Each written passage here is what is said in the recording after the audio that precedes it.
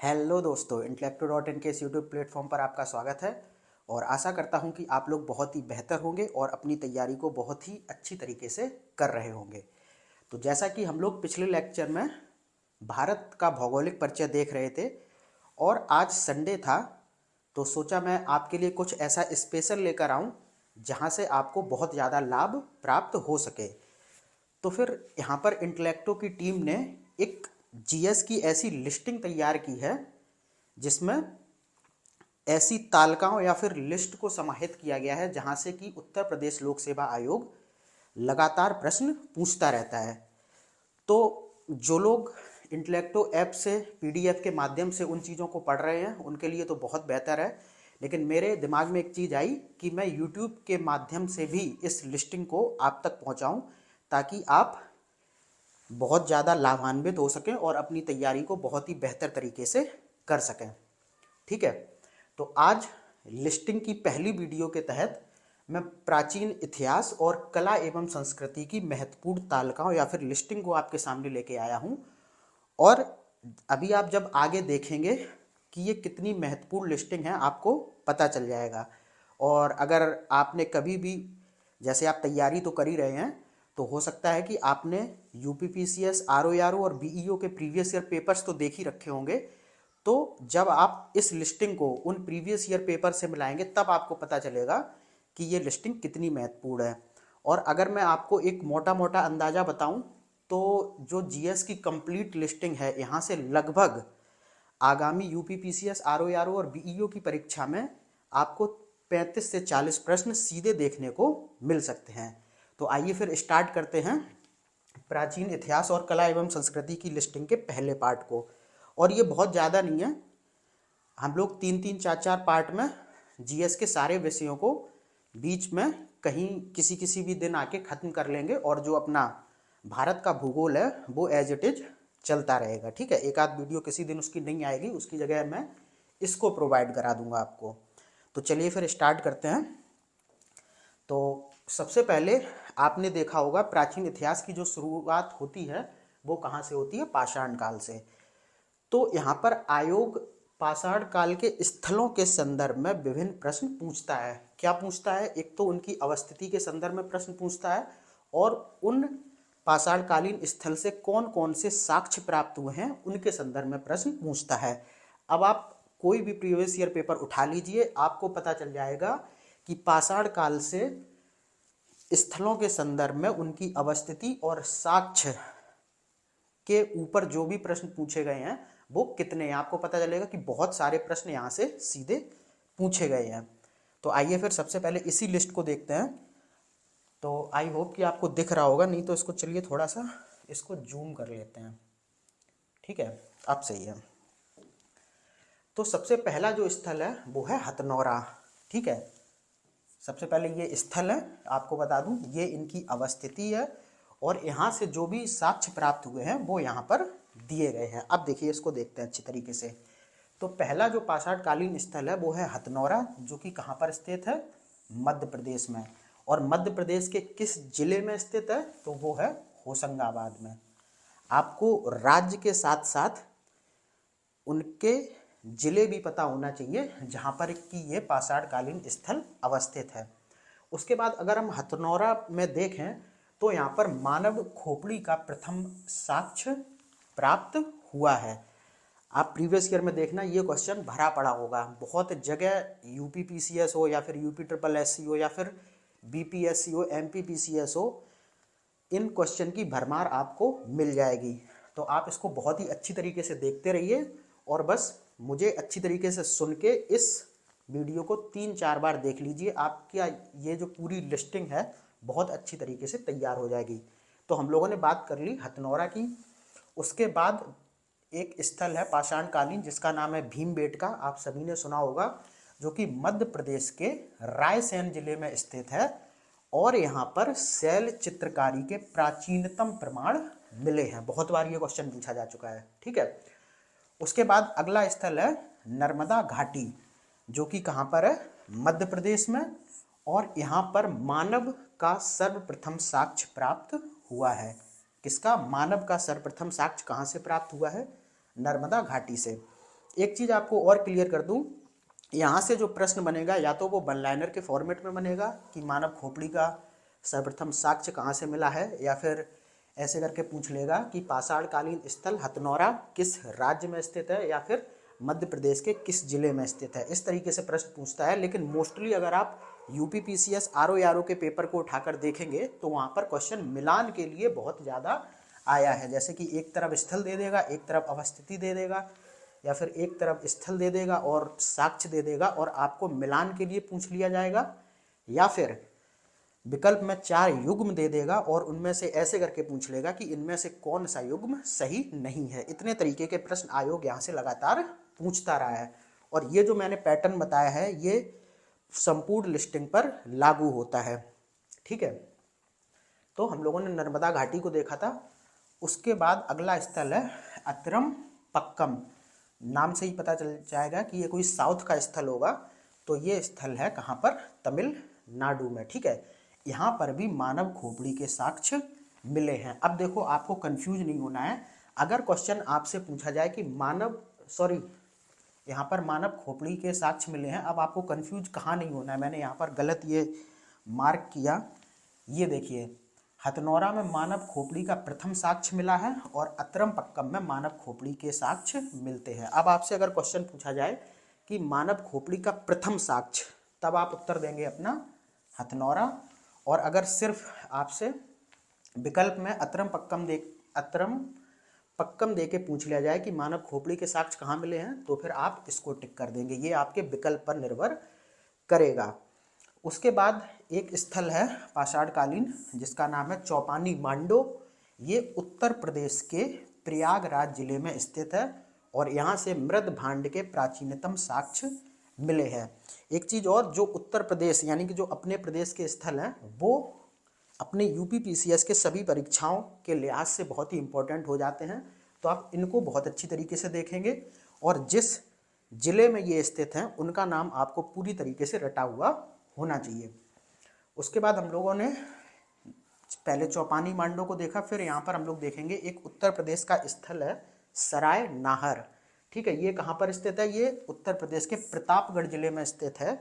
और अगर यहाँ से हम लोग साक्ष्य की बात करें तो यहाँ पर हड्डी के उपकरण और आभूषण प्राप्त हुए हैं। ठीक है, उसके बाद एक स्थल है मेहदहा जो कि उत्तर प्रदेश के प्रतापगढ़ जिले में ही स्थित है। ठीक है, एक तो सराय नाहर भी प्रतापगढ़ में हो गया और जो मेहदहा है वो भी उत्तर प्रदेश के प्रतापगढ़ जिले में स्थित है। अब यहाँ से देख लेते हैं कि क्या क्या साक्ष्य मिले हैं। एक तो हड्डी एवं सींग निर्मित उपकरण मिले हैं। ठीक है, दूसरा यहाँ से चूल्हे के साक्ष्य मिले हैं और स्त्री पुरुष को एक साथ दफनाने के साक्ष्य भी मेहदहा से मिले हैं जो कि उत्तर प्रदेश के प्रतापगढ़ जिले में स्थित है। उसके बाद अगला स्थल हम लोग देखें तो वो बागौर है जो कि राजस्थान के भीलवाड़ा जिले में स्थित है। कहाँ पर, राजस्थान के भीलवाड़ा जिले में। और यहाँ से पशुपालन के प्रमाण मिलते हैं, किसके, पशुपालन के। उसके बाद एक स्थल है आदमगढ़। आदमगढ़ के संदर्भ में तो बहुत ज़्यादा प्रश्न बने हैं, आप प्रीवियस ईयर को उठा के देखिए, सभी स्टेट पीसीएस ने यहाँ से लगातार प्रश्न पूछे हैं।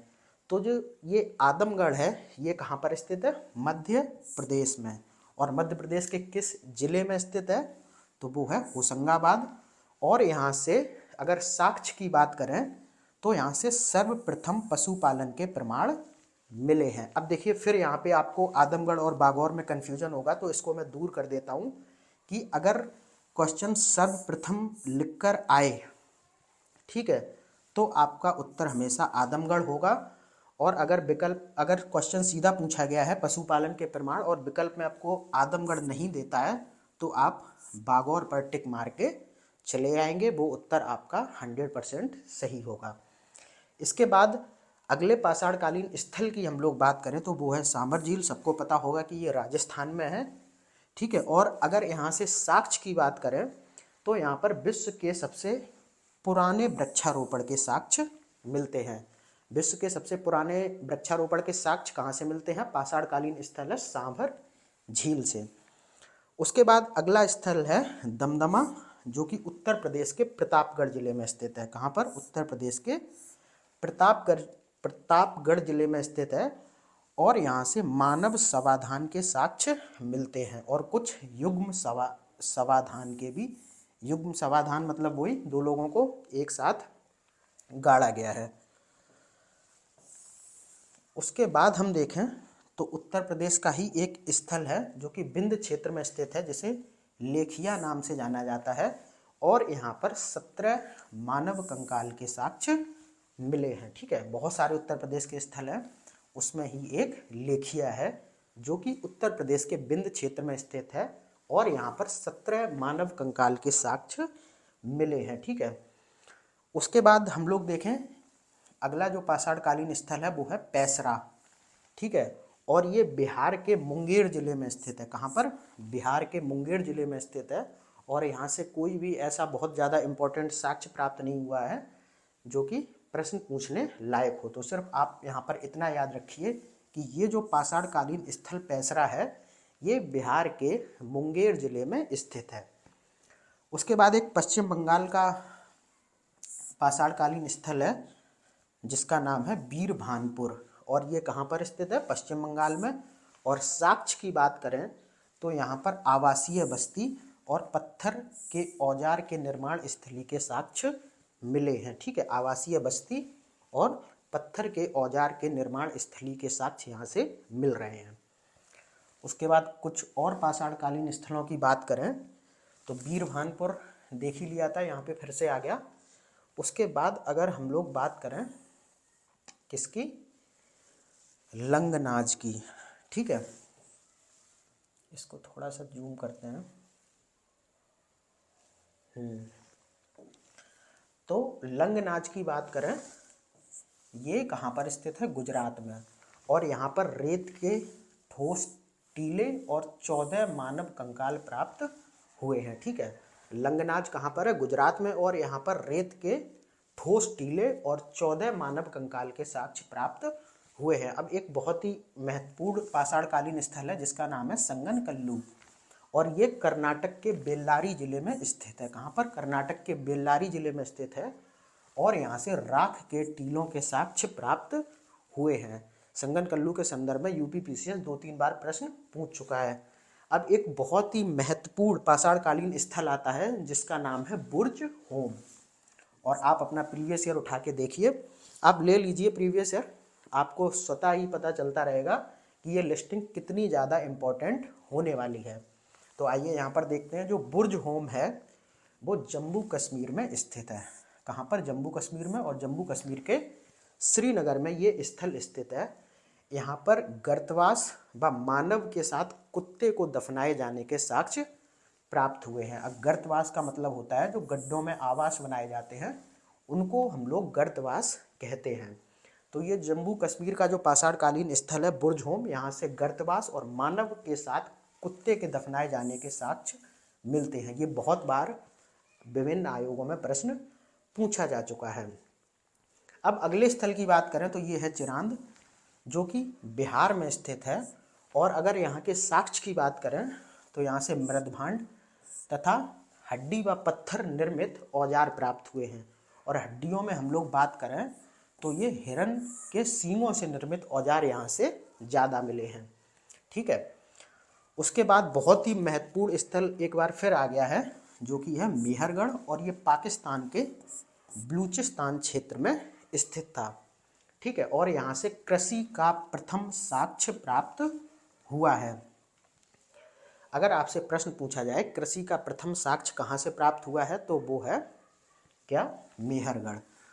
उसके बाद अगला जो स्थल है वो है कोलडीहवा जो कि उत्तर प्रदेश के प्रयागराज जिले में स्थित है और यहाँ से चावल का प्रथम प्रमाण या फिर साक्ष्य मिला है। ठीक है, चावल का प्रथम प्रमाण कहाँ से आपको मिलता है? कोलडीहवा से जो कि उत्तर प्रदेश के प्रयागराज जिले में स्थित है। इसके बाद अगला जो पाषाणकालीन स्थल है वो है गुफा कराल जो कि जम्मू कश्मीर में स्थित है और यहाँ से भी कुछ गर्तवास यानी कि गड्ढों में जो आवास बनाए जाते थे उनका साक्ष्य मिलता है। अब 2 स्थल हो गए, ठीक है, जहाँ से गर्त आवास के साक्ष्य मिलते हैं। एक तो बुर्ज होम और दूसरा गुफा कराल और ये दोनों कहाँ पर स्थित हैं? जम्मू कश्मीर में।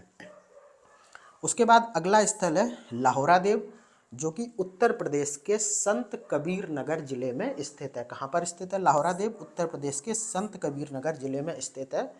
और भारत के अंतर्गत कृषि के प्राचीनतम साक्ष्य लाहौरा देव से भी मिलते हैं। अब देखो यहाँ पर आपको मेहरगढ़ और लाहौरा देव में कंफ्यूज नहीं होना है। अगर क्वेश्चन आपसे सीधा पूछा जाता है कि कृषि के प्राचीनतम साक्ष्य कहाँ से मिले हैं, तब तो आप अपना उत्तर देंगे मेहरगढ़। और उसके बाद अगर भारत के अंतर्गत, क्योंकि मेहरगढ़ अगर आप देखेंगे तो ये भारत में स्थित ना होकर ये पाकिस्तान के बलूचिस्तान वाले क्षेत्र में स्थित है, ठीक है।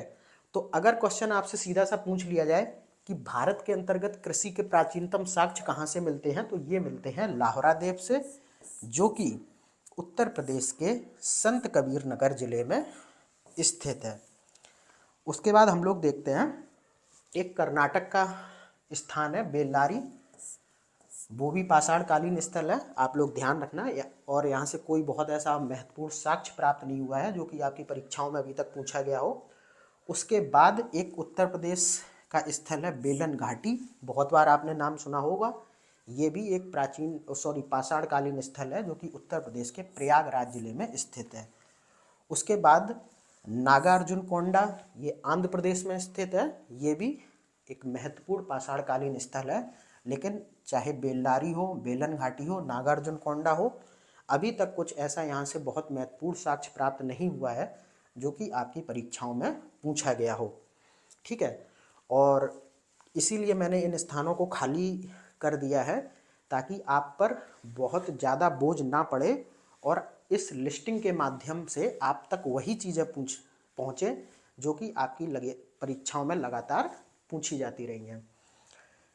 इसके बाद हम लोग बात करें पाषाणकालीन स्थल की, तो एक आपका है नवदा टोली, जो कि मध्य प्रदेश के इंदौर में स्थित है और यहाँ से विभिन्न कृषि फसलों के साक्ष्य मिले हैं, ठीक है। तो यहाँ पर 4 स्थल आपके हो गए जो कृषि के संदर्भ में बात करते हैं। एक तो नवदा टोली, यहीं से भी कृषि के साक्ष्य मिल रहे हैं। फिर लाहौरा देव, यहाँ से भारत के अंतर्गत कृषि के प्राचीनतम साक्ष्य मिले हैं। और फिर आपका एक आ जाता है मेहरगढ़, ठीक है, मेहरगढ़, जहाँ से कृषि के सबसे प्राचीन साक्ष्य मिले हैं। चलिए फिर अब अगली सूची देखते हैं। तो ये सूची है ताम्र पाषाण कालीन संस्कृतियों की, और यहाँ से लगातार आयोग प्रश्न कैसे पूछता है मैं आपको सबसे पहले ये बता देता हूँ। ये ताम्र पाषाण कालीन 4 संस्कृतियाँ हैं। या तो इनकी अवस्थिति के संदर्भ में प्रश्न पूछता है और फिर पूछ लेता है कि इन संस्कृति के जो प्रमुख स्थल हैं वो कौन कौन से हैं। और जैसा कि मैंने आपको पहले भी बता दिया है, यहाँ से प्रश्न या तो वन लाइनर के फॉर्मेट में बनेगा कि सीधा पूछ लेगा बनास या फिर अहाड़ संस्कृति किस राज्य में स्थित थी, या फिर इनमें से कौन स्थल बनास संस्कृति के अंतर्गत आते हैं या फिर नहीं आते हैं, कैसे भी करके आपसे प्रश्न पूछ लेगा। लेकिन अगर आप इस सूची को बहुत ही अच्छी तरीके से तैयार कर लेंगे तो आपको किसी भी प्रश्न में बहुत ज़्यादा दिक्कत नहीं होगी। तो सबसे पहले अगर हम बात करें बनास या अहाड़ संस्कृति की, तो ये आपका राजस्थान में स्थित थी और ये ताम्र पाषाण कालीन संस्कृतियां हैं, ठीक है। और अगर हम लोग बनास संस्कृति के प्रमुख स्थल की बात करें तो ये था अहाड़, बालाथल और गिलुंद। ये 3 प्रमुख स्थल थे जो बनास संस्कृति के अंतर्गत आते थे। अब अगली ताम्र पाषाण कालीन संस्कृति की बात करें तो ये थी कायथा। क्या थी? कायथा। और इसकी अवस्थिति जो थी वो थी मध्य प्रदेश में। और अगर इस कायथा संस्कृति के महत्वपूर्ण स्थलों की बात करें तो इसमें एक था कायथा, दूसरा था एरड़, ठीक है। इसके बाद अगली जो ताम्र पाषाण कालीन संस्कृति है वो है मालवा संस्कृति, और ये भी मध्य प्रदेश में स्थित है। और इसके अगर प्रमुख स्थलों की बात करें तो ये कायथा, एरड़ व नवदा टोली। कायथा यहाँ पर भी है। ये संस्कृतियों के कुछ क्षेत्र आप, या फिर हो सकता है दोनों संस्कृतियाँ एक दूसरे जगह पर कहीं पर मैच करती हों, तो ये कुछ कॉमन स्थल हो गए। इसीलिए आपको ध्यान रखना कि कायथा संस्कृति में भी कायथा और एरड़, और मालवा संस्कृति में भी कायथा और एरड़ को शामिल किया जाता था। और जो एक स्थल था नवदा टोली, जिसके संदर्भ में अभी हम लोगों ने कुछ देखा था, वो भी इस मालवा संस्कृति के अंतर्गत शामिल किया जाता है। उसके बाद जौरवे संस्कृति एक ताम्र पाषाणकालीन संस्कृति थी, जिसकी अवस्थिति थी कहाँ पर, महाराष्ट्र में। और जौरवे के संदर्भ में बहुत सारे प्रश्न पूछे गए हैं और शायद 2022 में भी यूपीपीसीएस के किसी परीक्षा में इसके संदर्भ में प्रश्न पूछा गया है। तो जो जौरवे संस्कृति थी वो कहाँ पर स्थित थी, महाराष्ट्र में। और अगर हम इसके स्थलों की बात करें तो जौरवे एक हो गया, एक नेवासा हो गया, फिर दैमाबाद हो गया और फिर इनाम गांव। ये 4 महत्वपूर्ण स्थल थे जो जौरवे संस्कृति के अंतर्गत आते थे। चलिए अब आगे बढ़ते हैं। तो ये पाषाणकालीन स्थल जो भी थे उनको हम लोगों ने लगातार पीछे देख लिया। अब बात आ गई हड़प्पा सभ्यता की। सबसे पहले तो यही सूची बनती है कि जो हड़प्पा सभ्यता की उत्तर, दक्षिणी और पश्चिम पूर्वी जो सीमाएं थीं वो कहाँ तक थीं। तो अगर हम हड़प्पा सभ्यता की उत्तरी सीमा की बात करें तो यहाँ पर एक स्थल था मांडा, ठीक है, जो कि जम्मू कश्मीर में स्थित था और ये हड़प्पा सभ्यता की सबसे उत्तरी सीमा थी। उसके बाद सबसे दक्षिणी सीमा की बात करें तो ये दैमाबाद था, जो कि महाराष्ट्र में स्थित है। उसके बाद हड़प्पा सभ्यता की सबसे पश्चिमी सीमा की बात करें तो ये सुतका गैंडोर एक स्थल स्थित है सबसे पश्चिमी सीमा पर, जो कि पाकिस्तान के बलूचिस्तान वाले क्षेत्र में स्थित है। उसके बाद हम लोग हड़प्पा सभ्यता की सबसे पूर्वी सीमा की बात करें तो ये उत्तर प्रदेश के मेरठ में स्थित है। और इस जो सबसे पूर्वी सीमा पर जो हड़प्पा का हड़प्पा सभ्यता का सबसे पूर्वी स्थल है वो है आलमगीरपुर। तो इस तरीके से आपने देखा कि उत्तरी सीमा कहाँ पर है, मांडा जो कि जम्मू कश्मीर, दक्षिणी सीमा दैमाबाद जो कि महाराष्ट्र, पश्चिमी सीमा सुतका गैंडोर जो कि बलूचिस्तान, और पूर्वी सीमा जो कि है आलमगीरपुर और जो स्थित है उत्तर प्रदेश के मेरठ में। तो ये हो गई हड़प्पा सभ्यता की सीमाएं। उसके बाद हम लोग बात करते हैं हड़प्पा सभ्यता के जो स्थल थे उनकी अवस्थिति किस नदी के किनारे स्थित हैं और उनके उत्खननकर्ता या फिर उनके खोजकर्ता कौन है। अब आप थोड़ा सा अपना जब प्रीवियस ईयर पेपर खोलेंगे तो इस टॉपिक को जब आप देखेंगे तो आपको पता चल जाएगा कि हड़प्पा सभ्यता के जो स्थल थे उनके संदर्भ में उनकी अवस्थिति, ठीक है, उनके खोजकर्ता या फिर उत्खननकर्ता। उत्खननकर्ता का मतलब होता है जिन्होंने उस हड़प्पा स्थल की खुदाई करवाई या फिर जिनके नेतृत्व में खुदाई हुई, ठीक है। तो सबसे पहले देखते हैं ये हड़प्पाई स्थल है, ये उनकी अवस्थिति है और किस नदी के किनारे स्थित हैं वो इस टेबल में दिया गया है, इस कॉलम में। और जो उनके उत्खननकर्ता थे वो इस कॉलम में दिए गए हैं। तो आइए थोड़ा सा इनको देखते हैं। हड़प्पा सबसे पहले इसी के नाम पर इसी स्थल के नाम पर इस संस्कृति का नाम भी पड़ा हड़प्पा। तो हड़प्पा को अगर हम देखें तो ये कहाँ पर स्थित है, पाकिस्तान में, ठीक है। और किस नदी के किनारे स्थित है, रावी। और इसके उत्खननकर्ता कौन थे या फिर जिसके नेतृत्व में इसका उत्खनन किया गया वो थे दयाराम साहनी। तो ये हो गया हड़प्पा के संदर्भ में। अब इसका एक बहुत ही महत्वपूर्ण स्थल है मोहनजोदड़ो, ये भी पाकिस्तान के सिंध प्रांत में स्थित है। और ये जो ब्रैकेट में जो जो चीज़ें लिखी गई हैं, सिंध प्रांत या फिर कोई भी जिला दिया गया है, उसको आप बहुत अच्छी तरीके से देखिए, क्योंकि जब आप प्रीवियस ईयर प्रश्न देखेंगे तो क्वेश्चन कभी कभी ऐसे भी पूछ लिया जाता है कि हड़प्पा स्थल मोहनजोदाड़ो पाकिस्तान के किस प्रांत में स्थित है। तो आपको प्रांत भी पता होना चाहिए और अगर राज्यों की बात आती है तो किस जिले में स्थित है वो आपको पता होना चाहिए। बहुत सी जगह मैंने जिले को छोड़ दिया है तो वो तो खैर नहीं पूछा जाएगा। अगर यहाँ पर जिस जिले का नाम लिखा है तो आप समझ जाना कि वो बहुत इम्पोर्टेंट है। तो हम लोग बात कर रहे थे मोहनजोदाड़ो की, ये पाकिस्तान के सिंध प्रांत में स्थित है और ये सिंधु नदी के किनारे स्थित है। किस नदी के किनारे, सिंधु नदी। और अगर इसके उत्खननकर्ता की हम लोग बात करें तो वो थे राखाल दास बनर्जी। उसके बाद अगला जो हड़प्पाई स्थल है वो है चहुंदड़ो, ये भी पाकिस्तान के सिंध प्रांत में स्थित है और ये भी सिंधु नदी के किनारे स्थित है। और इसके उत्खननकर्ता की अगर हम लोग बात करें तो ये हैं J.H. मैके। उसके बाद हड़प्पा स्थल है अगला लोथल, जो कि आप सभी को पता होगा गुजरात के अहमदाबाद ज़िले में स्थित है। कहाँ पर? गुजरात के अहमदाबाद ज़िले में स्थित है और ये भोगवा नदी के किनारे स्थित है। और इसके जो उत्खननकर्ता थे वो थे रंगनाथ राव। उसके बाद अगला जो हड़प्पाई स्थल है वो है कालीबंगा और ये राजस्थान के हनुमानगढ़ जिले में स्थित है। कहाँ पर? राजस्थान के हनुमानगढ़ जिले में। और ये जिस नदी के किनारे स्थित है वो है घग्गर, बहुत इम्पोर्टेंट है।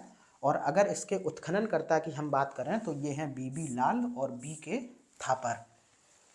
उसके बाद अगला जो हड़प्पाई स्थल है वो है राखीगढ़ी और ये हरियाणा के हिसार जिले में स्थित है। कहाँ पर? हरियाणा के हिसार।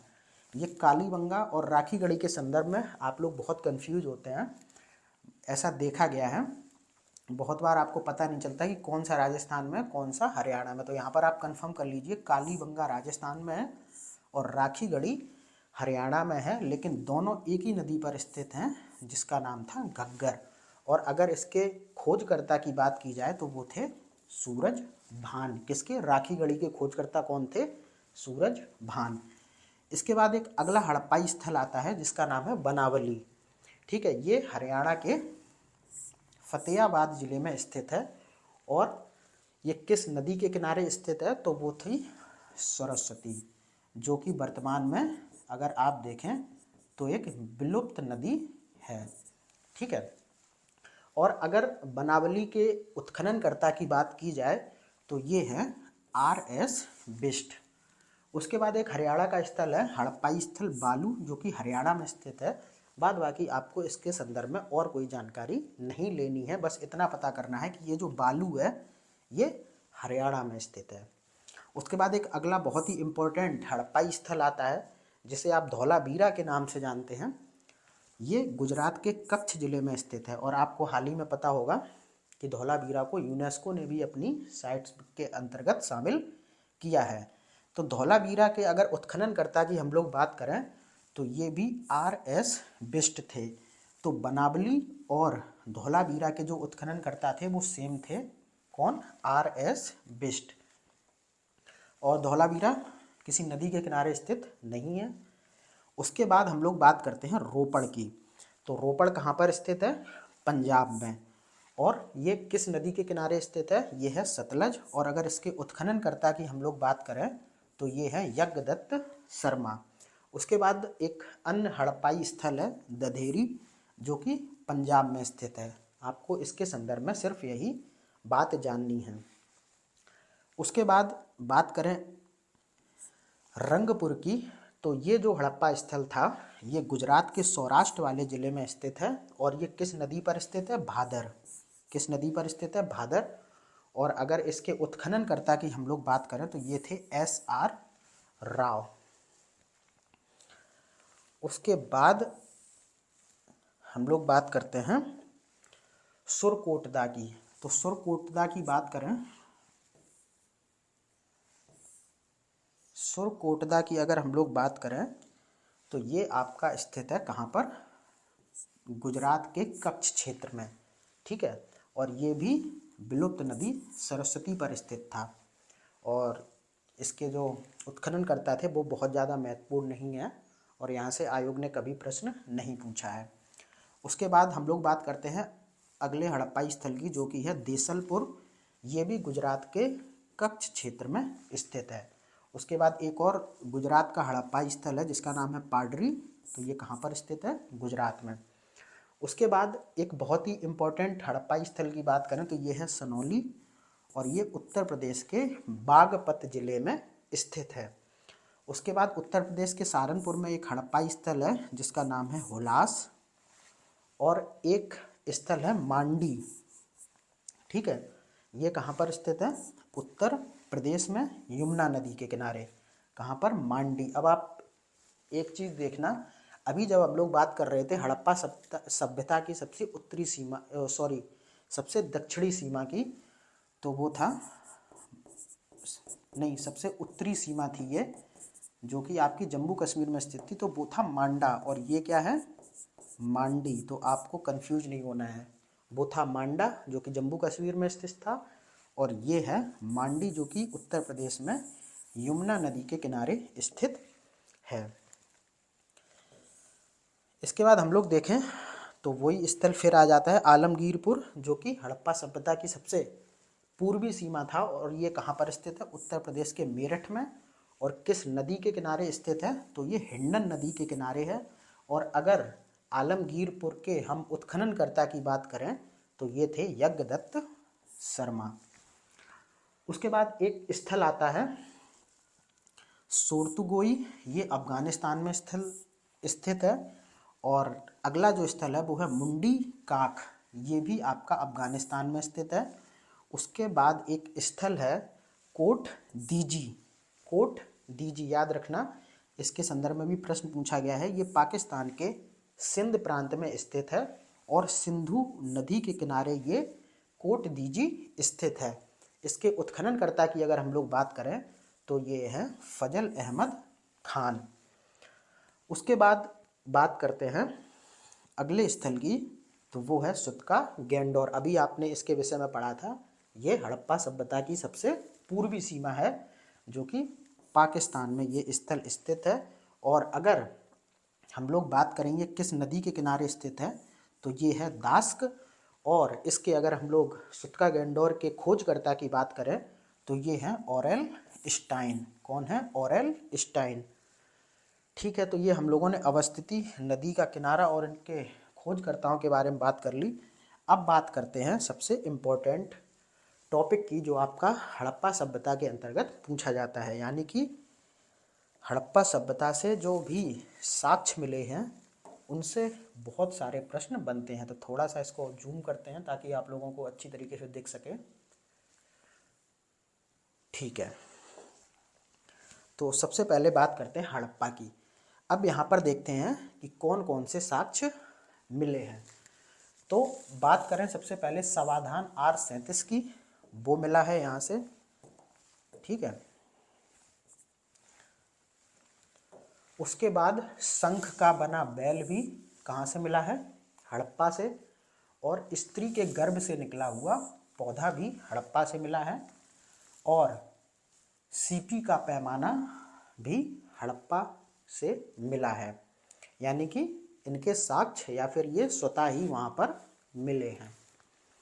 उसके बाद हम बात करें मोहनजोदड़ो की, तो ये हम लोग देखते हैं कि यहाँ से क्या क्या मिलता है। तो देवता की आकृति वाली मोहरें यहाँ से मिली हैं, या फिर देवता की आकृति जिन पर अंकित हैं, ठीक है, वो मोहरें मिली हैं। महान स्नानागार, ये तो सभी को पता होगा। कांसे की एक नर्तकी की मूर्ति भी मिली है, जो कि द्रविमोम विधि से निर्मित है। किससे, द्रविमोम विधि से। इसके संदर्भ में भी प्रश्न पूछा गया है। अब आप देख रहे होंगे कि इन नोट्स को कितनी सावधानी से तैयार किया गया है, कि एक छोटी सी चीज़ भी अगर पूछी गई है तो वो आपको यहाँ पर किसी ना किसी फॉर्म में मिल जाएगी। तो हम लोग मोहनजोदाड़ो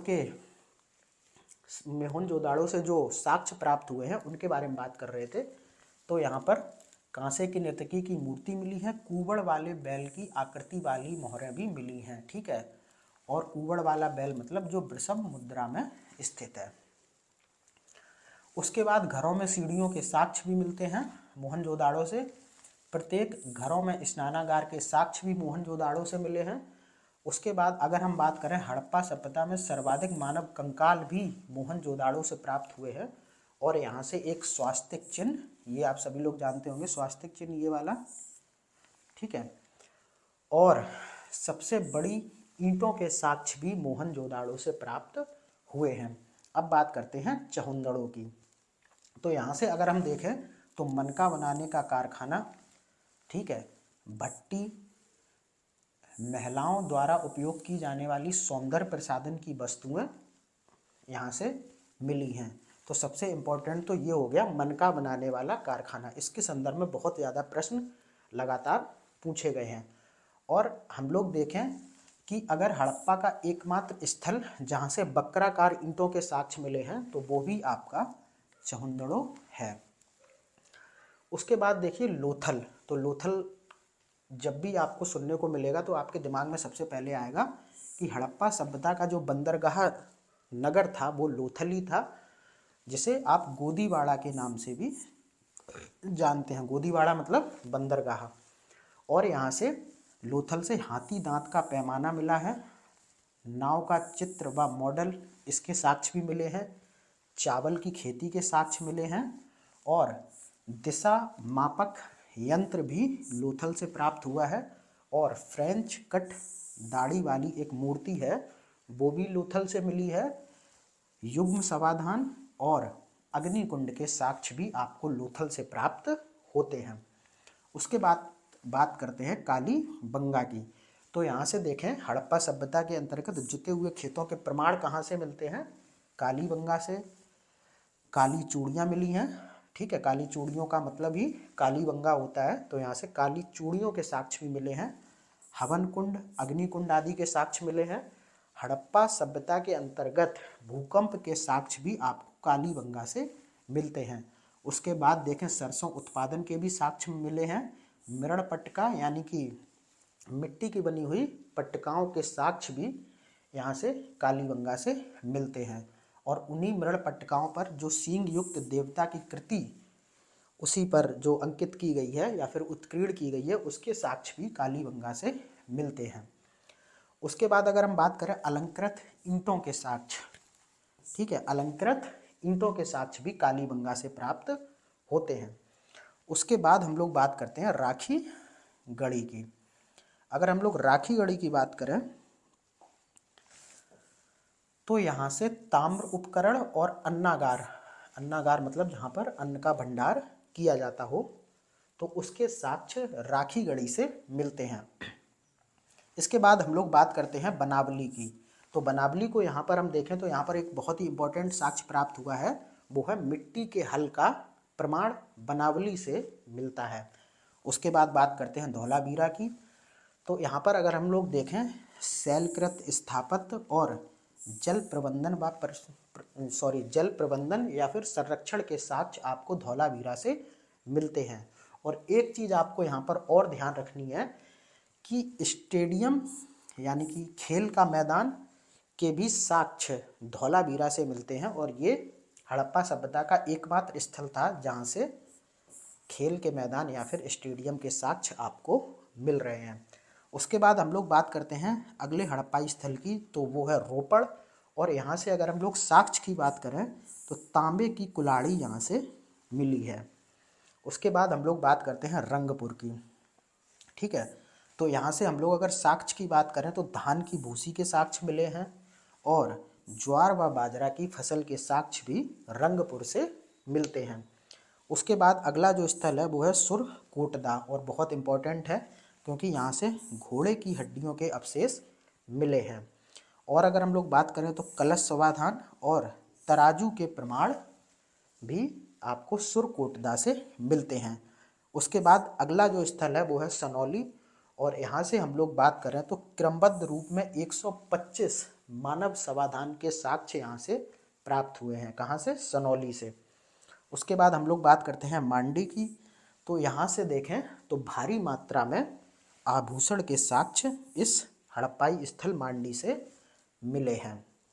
तो ये हो गया हड़प्पा स्थल और उनके साक्ष्य के संदर्भ में। अब हम लोग बात कर लेते हैं कि जो हड़प्पा सभ्यता का पतन हुआ था उसके संदर्भ में विभिन्न विद्वानों या फिर इतिहासकारों के विभिन्न विभिन्न मत थे, और उन्हीं मत के संदर्भ में आयोग प्रश्न पूछता है कि किस इतिहासकार ने हड़प्पा सभ्यता के पतन के संदर्भ में अपना क्या मत दिया था। तो उसके संदर्भ में भी यहाँ पर टेबल एक तैयार की गई है। तो ये हैं विद्वान, और ये जो उनके द्वारा पतन के कारण दिए गए हैं वो हैं। तो चलिए आइए इसको देखते हैं। सबसे पहले दो विद्वान थे, गार्डन चाइल्ड और व्हीलर। तो इन्होंने माना था कि हड़प्पा सभ्यता का पतन या तो किसी बाह्य आक्रमण यानी कि बाहरी आक्रमण या फिर आर्यों के द्वारा आक्रमण किया गया होगा, इसीलिए हड़प्पा सभ्यता का पतन हुआ होगा। तो ये मानना था गार्डन चाइल्ड और व्हीलर का, बाह्य आक्रमण या फिर आर्यों के द्वारा आक्रमण। उसके बाद तीन विद्वान जॉन मार्शल, अर्नेस्ट मैके और एस.आर. राव का मानना था कि बाढ़ की वजह से हड़प्पा सभ्यता का पतन हुआ होगा। किसकी वजह से? बाढ़ की वजह से। उसके बाद अगर हम लोग देखें, अगले जो विद्वान थे वो थे ऑरेल स्टाइन और अमलानंद घोष। इनका मानना था कि हड़प्पा सभ्यता का जो पतन हुआ होगा वो हुआ होगा जलवायु परिवर्तन के द्वारा। उसके बाद एक विद्वान थे एम.आर. साहनी। इनका मानना था कि भूतात्विक परिवर्तन या फिर जल प्लावन के कारण हड़प्पा सभ्यता का पतन हुआ होगा। एक थे जॉन मार्शल। जॉन मार्शल ने एक कारण तो बाढ़ को माना है, लेकिन इन्होंने एक अपना व्यक्तिगत मत भी अलग से बिल्कुल दिया है। उन्होंने कहा है कि प्रशासनिक शिथिलता के कारण इस हड़प्पा सभ्यता का पतन हो गया होगा। उसके बाद अगले विद्वान हैं के.यू.आर. कैनेडी। इनका मानना था कि कोई प्राकृतिक आपदा जैसे कि मलेरिया या फिर महामारी आई होगी और इसके कारण पूरी हड़प्पा सभ्यता का पतन हो गया होगा। तो ये हम लोगों ने देख लिया हड़प्पा सभ्यता के पतन के संदर्भ में विभिन्न विद्वानों के जो मत थे वो। उसके बाद हड़प्पा सभ्यता की लिस्टिंग आपकी समाप्त हो गई। अब हम लोग प्रवेश करते हैं कहाँ पर? वैदिक संस्कृति में। तो सबसे पहले यहाँ पर जो लिस्टिंग है वो है आर्यों के मूल निवास के संदर्भ में जो विद्वानों के विभिन्न मत हैं उनमें भी आपको बहुत ज़्यादा अंतर देखने को मिलता है। तो उसके संदर्भ में भी आयोग लगातार प्रश्न पूछता है। तो यहाँ पर लिस्टिंग आप जब देखेंगे तो ये विद्वान हैं और उन्होंने जो अपना आर्यों के मूल निवास के संदर्भ में जो मत दिया है वो ये है। उसके बाद ये फिर विद्वान है और ये उनके मूल निवास के संदर्भ में उनका दिया गया मत है। तो सबसे पहले हम लोग बात करें दयानंद सरस्वती की, ठीक है। तो इन्होंने बताया था कि जो आर्य हैं वो तिब्बत के मूल निवासी हैं।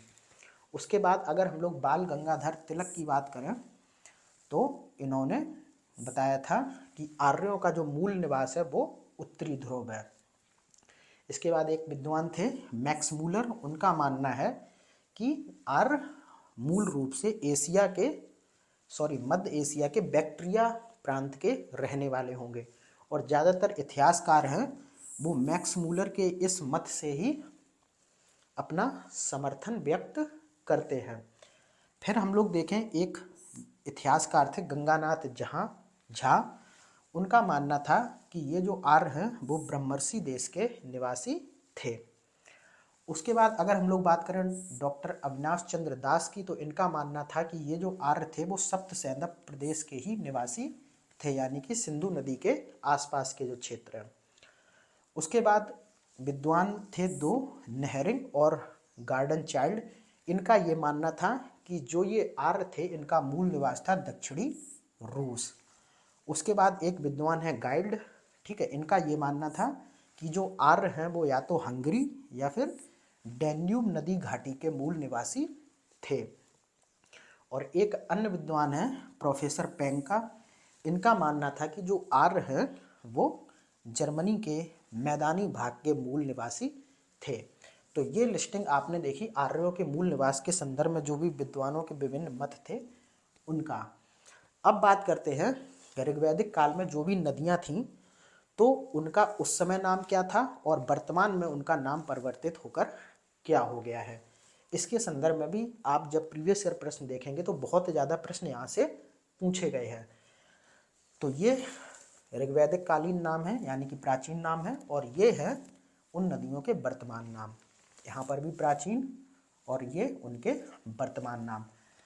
तो अगर हम लोग कुछ इसको ऐसे देखें, जो आज की रावी नदी है वो ऋग्वैदिक काल में परशुनी के नाम से जानी जाती थी और जो आज की सतलज नदी है वो शतुर्दी नाम से जानी जाती थी। थोड़ा इसको जूम कर लेते हैं, ठीक है। उसके बाद जो आज की चिनाब नदी है वो ऋग्वैदिक काल में जानी जाती थी अस्किनी के नाम से और जो आज की झेलम नदी है वो ऋग्वैदिक काल में जानी जाती थी बितस्ता के नाम से। और ये सिंधु आज भी सिंधु के नाम से जानी जाती है और वैसे इसको इंडस भी कहा जाता है, ठीक है। तो आज बहुत से लोग इसको इंडस बोलते हैं और इसको तब सिंधु के नाम से जाना जाता है। खैर सिंधु नदी को आज भी सिंधु के नाम से ही जाना जाता है। उसके बाद जो अब की ब्यास नदी है उसको ऋग्वैदिक काल में विपाशा के नाम से जाना जाता था, और जो आज की गोमल नदी है उसको तब गोमती के नाम से जाना जाता था। और ये वो गोमती नहीं है जो आप समझ रहे होंगे उत्तर प्रदेश के पीलीभीत से निकलती है। ये जो गोमती है वो कहाँ की नदी थी? अफगानिस्तान की। कहाँ की नदी थी? अफगानिस्तान। ठीक है। और ये, हाँ, ये आपकी हो गई गोमल। उसके बाद ये जो कुंभ है, ये फिर काबुल जो आज की नदी है उसको ऋग्वैदिक काल में कुंभ या फिर कुंभा के नाम से जानते थे। ये भी अफगानिस्तान की नदी है। और जो ये आपको कुर्रम दिखती है ये भी अफगानिस्तान की है। ठीक है। और जो आज की गंडक नदी है उसे ऋग्वैदिक काल में सदानीरा के नाम से जानते थे। और जो अफगानिस्तान की ये आज की कुर्रम नदी है उसे ऋग्वैदिक काल में कुमू के नाम से जाना जाता था। तो ये थी ऋग्वैदिक कालीन नदियों के प्राचीन व आधुनिक नाम। तो इस तरीके से ये आज की लिस्टिंग का जो पहला पार्ट था प्राचीन इतिहास के अंतर्गत वो समाप्त हो गया। जल्द ही मैं इसका दूसरा पार्ट भी लेकर आऊँगा, और 3 से 4 पार्ट के अंतर्गत पूरे प्राचीन इतिहास और कला एवं संस्कृति के अंतर्गत जो भी इम्पोर्टेंट लिस्टिंग है वो समाप्त हो जाएंगी। और इस तरीके से हम लोग लगातार आगे बढ़ते रहेंगे, पहले प्राचीन, मध्यकालीन और उसके बाद आधुनिक, और फिर अलग अलग विषयों की लिस्टिंग को भी यहाँ पर देखेंगे। तो आई होप आपको ये वीडियो बहुत अच्छी लगी होगी, और आपने इन लिस्टिंग को देखकर ये तो समझ ही लिया होगा कि हाँ ये वही चीज़ है जहाँ से आयोग लगातार प्रश्न पूछता रहता है। तो ठीक है, आप लोग लगातार साथ बने रहिए। Thank you.